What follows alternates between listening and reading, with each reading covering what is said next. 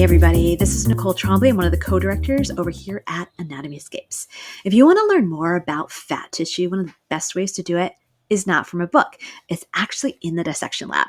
So Anatomy Escapes is really excited to share with you this video clip from one of our online courses. We're going to take you into the lab with us and into the world of the subcutaneous fat.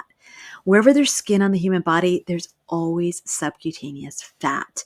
And when we get to explore it, see what it looks like, what it feels like, as massage therapists, we get to really understand how fascinating, remarkable, and complex this tissue is. And we also start to realize how involved it is in almost any massage stroke we do.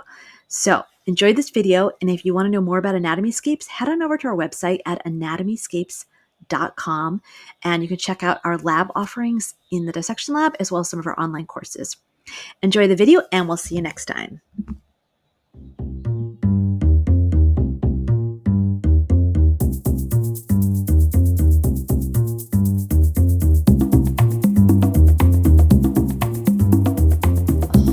So we're looking at the superficial fascia, or I should say subcutaneous layer of the low spine.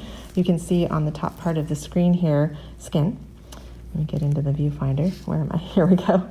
So there's the end of my scalpel. So this is beautiful, fresh specimen. You can really see the natural texture of skin and that patterning. And then the dermal layer is very thick in some areas and thin in others. It actually changes depending on where you are on the body. And if you think about that, you feel that. Areas where you have more resistant skin, like on the soles of your feet. Even the back itself has thicker skin than, say, compared to the inner part of your lower arm or your armpit area is very tender skin.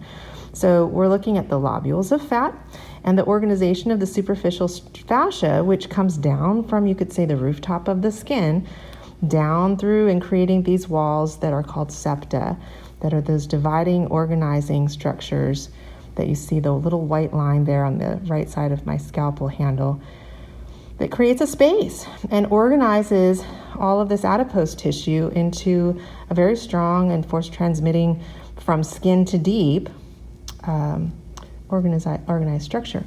So as we go further, we're going to come into what's called the superficial fascia as a membrane. And I think you can see part of it right up here. This is that more, well, it looks more like a layer, doesn't it?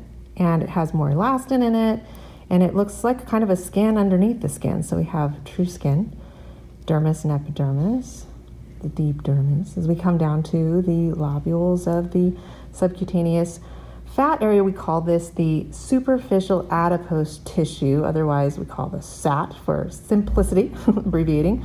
And then the true fascial membrane of the superficial fascia. And beneath that, we'll find another layer of fatty lobules, which would be the deep adipose tissue. You could call it the DAT. SAT, fascia, and DAT.